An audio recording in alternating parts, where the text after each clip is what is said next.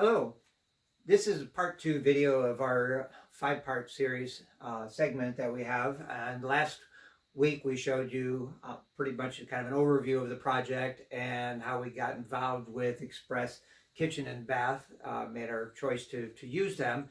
And today we're going to go over a little bit more about the problems we had with Express Kitchen and Bath and Bill Vranicar, the owner, and things we tried to do to have things get resolved. Show you the schedule, the times that they have been here, and just kind of give you an overview of the problems that we had. Bill will say that we had stopped the project in a couple different points, and he would state that, well, the problems could be fixed at the very end on the final painting, but they were a little more extensive than just a little bit of touch-up here at the end. So we did have some heated arguments with him to get things corrected, but when the Tyler came in and did his work and just really did a bad job, we had to stop the project. And going into the next phase was going to be kitchen cabinets. And we found out, since we have a new company that's taking over and we had some custom cabinets done, they said there was a problem with the measuring that they had with their cabinets. So that would have been our next problem area that we would have dealt with. But what I'd like to do is show you what we have done so far, and I'll go in a little more detail. Again, they had from September 3rd to November 4th was their time that they were allowed into our house. And we were supposed to have 6-panel doors, white doors here and in the closet that's inside there. And of course, never really allowed them to get to that point.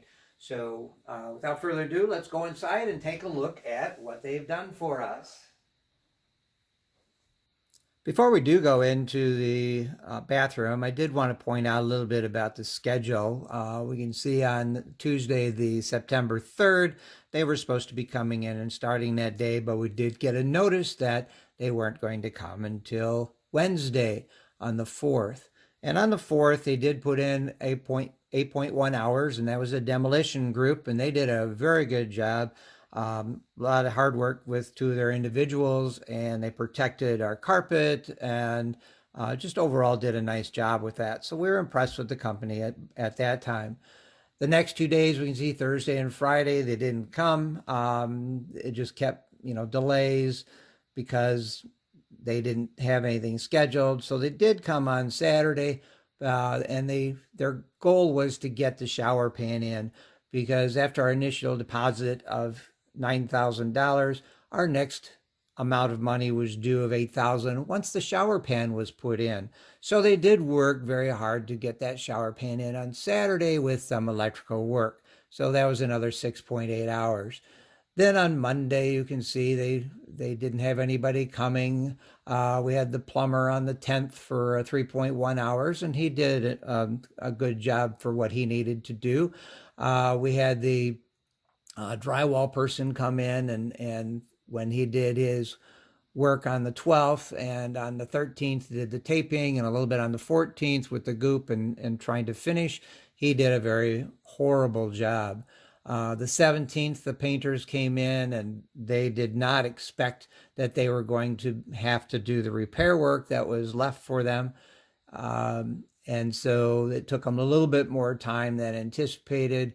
And you can see on the 18th, it was 1 hour, and on Thursday, it was 4.4 hours. So some of that was painting, and they were fixing some stuff, but then they painted over some areas that weren't fixed well enough, so that had to be repaired. On the 24th, we did have the waterproofer came in for the shower, which we now will be talking about that all has to be ripped out. And then on the 26th, we did have a company come in, different painter, who did repair for us and noted to Bill Vranicar that there were a lot more patches problems than what we had identified. And then they came back on the 30th then to finish up their work. So that was all repair work from previous activities from bad workers from beforehand, from the drywall finisher to the first set of painters that were there. Going over the next, in October, we got excuses after excuses why they couldn't be there. The zeros are the days we were available, and they didn't show up because they were in another location. Somebody was sick, somebody, whatever. We just had excuses with that. The X's were times that we were on vacation. We gave him those dates, so he knew we were gone at that point, even though I had to tell him repeatedly after I sent him the information that we were going to be gone, because he was trying to schedule some people to come in on those X days. So you can see that Tyler then came in on the 29th for 6.3 hours. And on the October 30th, I tried to get the Tyler back to have him evaluate his problems that he had created. And on the 31st, I gave him an opportunity to come back, and he was busy elsewhere. And in November, they did have Friday. Again, I was trying to get the Tyler back, but he couldn't come back. I wanted him to evaluate what he had done. But since he couldn't, we had a meeting set up on the 4th. To talk to Bill, show him all the problems, and we had some other people take a look at our project, and they determined that there was going to be a lot more work than what, than just popping a few tiles. Welcome to our bathroom, and what we have at this particular point is pretty much a shell of a bathroom. We have the plumbing was capped off. We did have a little bit of electrical work done after taking care of all the painting issues that we have. They did deal with that after arguing with the owner for a while to get that done. But basically no floor. The shower is not complete, needs to be ripped out, and our 6-panel doors are still not installed because we don't have those. So just wanted to kind of show you where we are at this point and what they have really done to us. And with the painting, that after showing you what they have completed and the problems that we had, we still do have, I go back over here to this corner here, we can see a crack that has appeared again that they were supposed to take care of. And if we can see it up on the ceiling, if I can zoom in a little bit there, you can see that crack up there has returned. So they did not fix it properly to take care of that particular situation.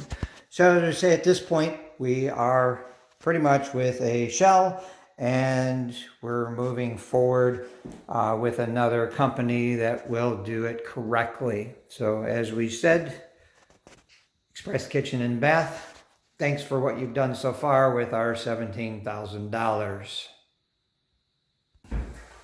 I'd like to take a moment talking about building permits. Should I get one or should I not get one? And that is kind of up to you. It is highly recommended that the cities do want you to get the building permit, and it is something that protects you. When we discussed this with Express Kitchen and Bath, Bill Vranicar did suggest to us, is that your opinion, or if you want to get one or not, but he recommended us not get a building permit because it would cause a delay in our 3-week progress. And seeing how it went from, we started on September 3rd, and it was supposed to be completed on the 23rd, and we had to stop all project on November 4th, I don't think it really would have caused much delay. Building permits do protect you, so it is a good idea to get them. When the walls that we had were exposed, they look at the electrical, make sure it was done properly. Some of the plumbing that was done, capping off and so on, if there was any rework, they do make sure that it is done properly. And that is to your advantage. Come down the road, years from now, you don't want to have problems with that. So it is very important that somebody outside of the company come in and inspect.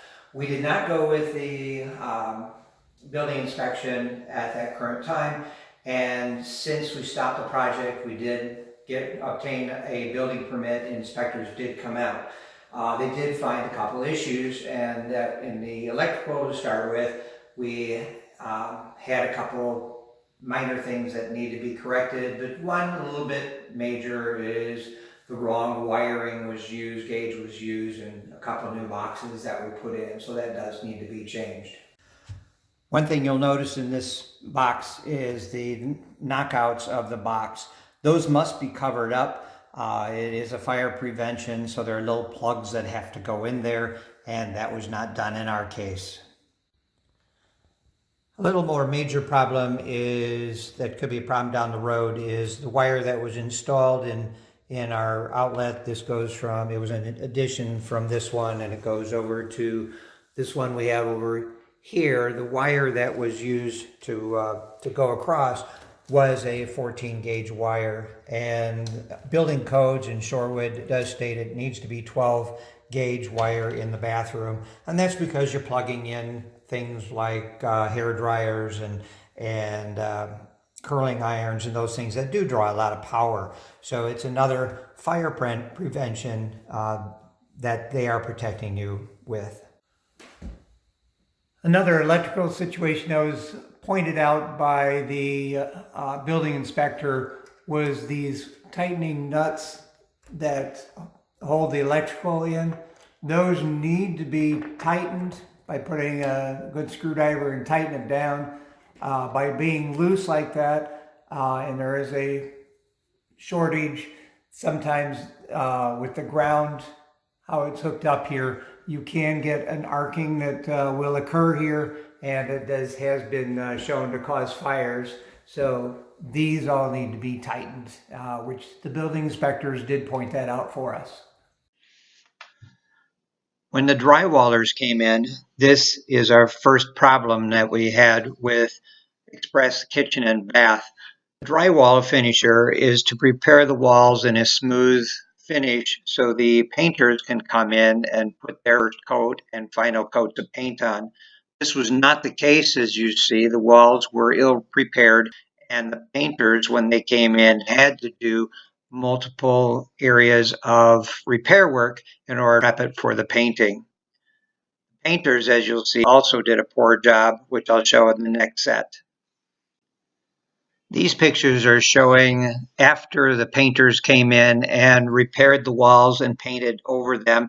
You can still see the different problem areas that are existing. You can still see lines left from the drywall finisher, and they're just not smooth like a wall should be in a professional painting job. At this point, we had stopped and complained about the quality of work that was being done. And with a heated argument, we finally got another painter to come in and do some repair, which you'll see in the future.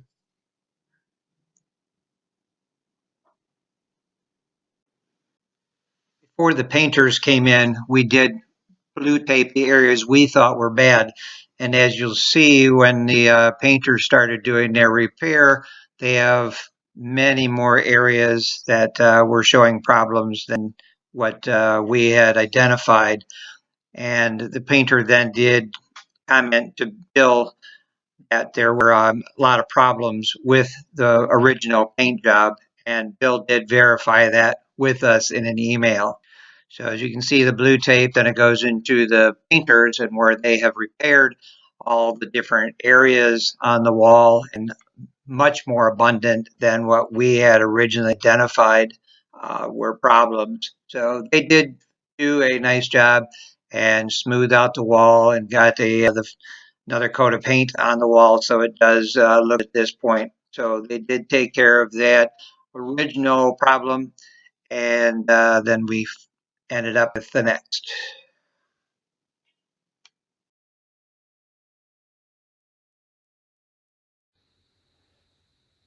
The Schluter system is a waterproofing barrier that goes behind your tiles in the shower, and it's, if you can see the orange coloring, it does go all the way up to the top of the shower, and before the tiles are installed.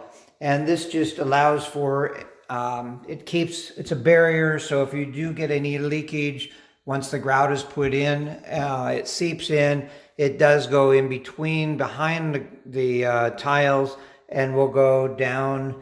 Excess would go down and goes then over to the drain and goes that way, all under the tile. So that's the reason this waterproof barrier is put in. The Schluter representative did come and took a look at our situation here. And the first thing that he noted, he was surprised that when they put the pan in with the drain, they didn't protect it at all. So all the workers from that put the drywall in, that put the painted whatever they needed to do with the drywall, to the tiler, to the plumber, and so on, walked on top of this, and it does damage it. The material that is protecting with the waterproof is just a very thin material, and if I can show you right here, it is a thin layer that is really on top of here. Once that is damaged, the waterproofing is null and void. And here we have a situation where you can see the tiler left a lot of the goop that he used for the tiles right down onto the base here, and there's no way to take that off of there, and the Schluter representative did pull one up, and it did rip that waterproof barrier. So all you're seeing is the pink foam below. So the waterproofing was compromised at that particular time. He also then noted some different things of the screws that were put in to put this leveling board in, which should not have been done. The screws also went through that waterproof barrier. He did say that technically you could use some of the taping. We can see here kind of an orange tape band that's put on to help seal out some areas that could have been used in that area to correct that situation. However, that should not have been done. He did point out this corner here was done very poorly. This is where it will leak a lot, and it was not properly put in there. And there are special corners that they can get to help eliminate that particular situation, but he said that would have been a future problem for us. Also with this piece out here, this square block, I'm not sure what you call it, but you can see how it has a divider in here, and that should have been covered with that orange tape prior to the tiling even starting. Another area that it would definitely leak. The Schluter representative did pull back some of this orange tape here in the corner to take a look at it, and he found that there were problems with that.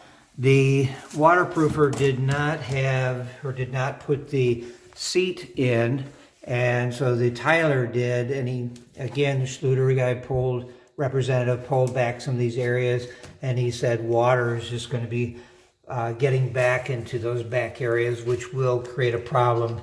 And he pulled this over here on this side, and just noting there were other problem situations that would have occurred.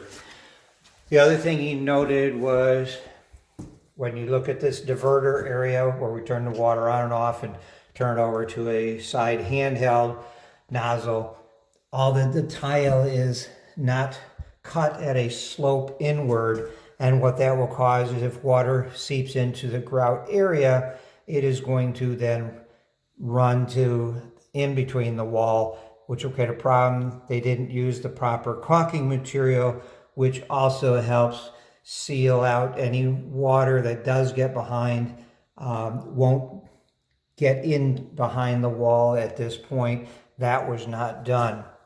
On the our diverter side handheld area, there are special rubber gaskets that go in around the pipe behind, once for the waterproofing before the tile goes on. That is not in there. That is a problem, which also would make the warranty null and void. Up at the top, same idea. There was no waterproof seal that went around the pipe, and the Schluter representative also did state that does void the warranty. If we look at this layer put up, I turn to the side here, you can see nails were put in with the idea that with the weight of the tiles, it's not going to push down onto when it's still wet, it's not going to slide down. Again, nails compromised the warranty, and there's no way to get a 2-inch overlap of that orange material in this area, obviously, that would cover that. So all along the top here, kept using more and more nails, and that compromised the warranty that we have with Schluter. So this would have been problems down the road if it was not done. If it's not done properly, we would then have leaks later on and on other issues behind the wall. So the Schluter representative wrote a statement stating that it was improperly installed and it does totally need to be ripped out, including the base there, and started over. So that will include all the tiles being removed and so on.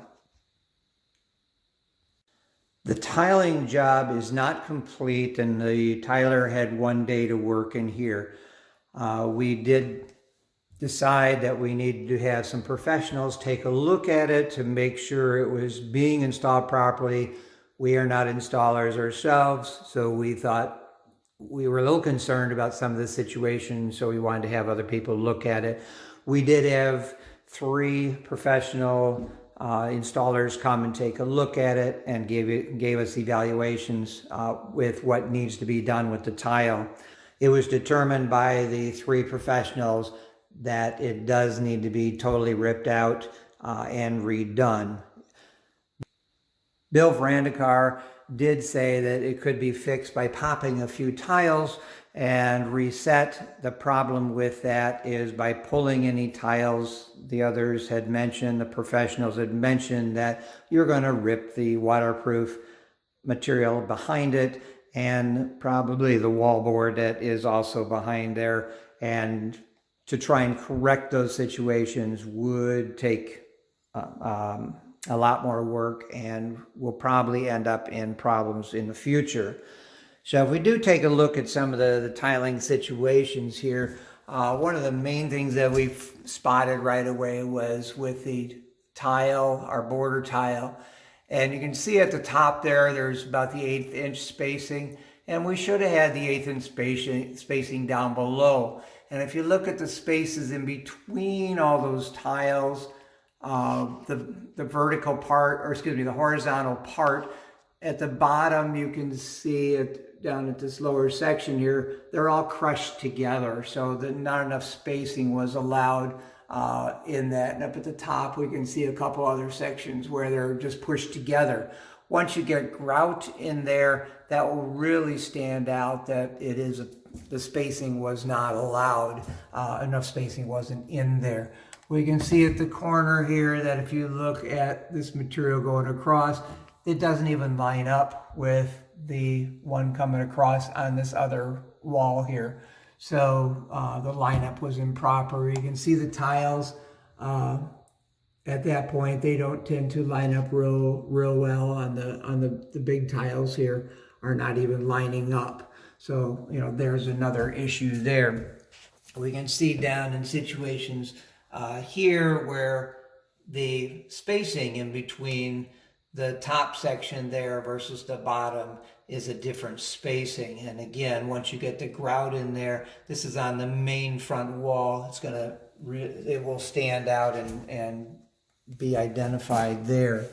If we look at the tiles against the edge, in some places even, we can see right there, it indents a lot, quite a bit there, and it just, some places it's a little more level with the edge, other places the edge is sticking out quite a bit there, and that needs to be redone there. You can see on the outside here, just very sloppy against, it doesn't go flush against the wall. Yes, walls are not perfect, so you might get some imperfections, but our wall is pretty straight here, and it just was not tacked in as much as it should have been. We have areas over here. We can see if I turn it this way, get the light right, you can see the tiles aren't flush. These orange items are used to try and pull the tiles flush. You didn't use one in this upper section here, so it has created that noticeable problem there. We can see other sections here where it's not flush one to another. We can see down here at the bottom, right at the top of the seat, how the tile sticks out. Was not done properly. In this whole wall, it's very hard to see in the video, but it does slant forward because there was excess goop that was put in the lower section there. If we look out at the edge here, we can see areas where there's gap. This area, if we look right in this area, you can see the tile sticks out beyond the metal strip there, and here it's way in, more gap area there, easily identified. The other thing is the spacers. We use spacers horizontally like this, which is less space, and then there are areas that we use them up top here vertically, which creates a little more space, and there's places that it wasn't even used at all. And again, here on this side, we can see maybe that 1/8 of an inch up at the 1/4 inch at the top spacing of the border, and then down below you can see where they're crushed together. Not enough space was allowed, and it's just going to create, again, this area right down here. You're not going to get any grout in that area, and will create problems. Some areas here are just very sloppy, joining two pieces together, and corner not lining up, just to add to problems that were there. And if we can shoot up this way, you can see how they're not level when they come out. It's in real far from the top section up here. These pieces are sticking out, and it so kind of bubbles out a little bit and then goes back in. So it's not flush with the other tiles that are around there. So just popping a few tiles would not be able to will fix our situation. It would have to be a lot more than that. But when you do take a look at the overall tiling, it really doesn't matter how good or how bad it is, because the waterproofing was compromised, using the nails, not using the seals around the pipes in here, not cutting it correctly here, not using the proper caulk material behind that particular area opening.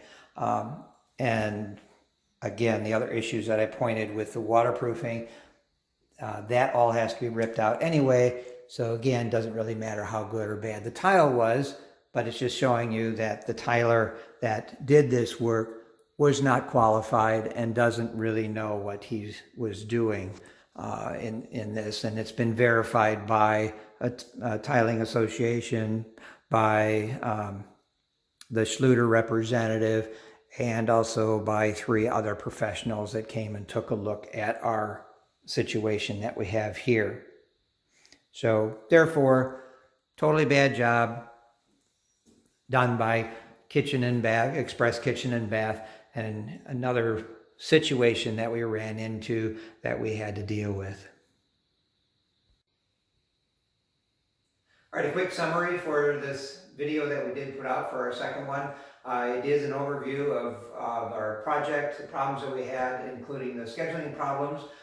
Did go over the importance of getting a building permit. It went into the problems that we had with the electrical problems identified by the building inspectors, the drywall finishing problem that we had, the painter problems that we had, the shower waterproofing problems that we had, including then followed by the tiling problems that we had. and then possible future problems that we're going to have with the cabinets since they were measured incorrectly. One of the things that Bill promotes about his business that did sell us on the business was that he hires his own employees, his quality employees. Well, it is really a lie because some of them are his employees, but some of the main people that we have were subcontractors, and they weren't vetted very well because they did very poor work. That became one of the major problems for us. When problems did arise, no supervisor, Bill or this other one, Jeremy, is supposedly be in that category, never came out even when I said, when are you coming? They did not come out to supervise. They take pictures from their subcontractors and look at those and wow, I guess everything's going fine. So they don't really depend on any input from the homeowners or if anybody else identifies problems. So with all these problems, why wouldn't we have stopped this job from continuing? One after another coming in and having to deal with other problems. So this company really has dropped the ball and caused many problems for us. So they have $17,000 of our money, and you see what they've created and the problems they have done for us. So our goal is to help you avoid these problems. One, by not using Express Kitchen and Bath, avoiding that situation.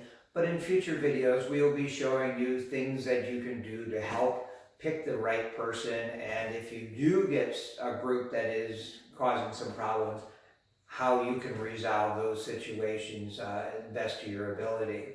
So see you next time. Thank you.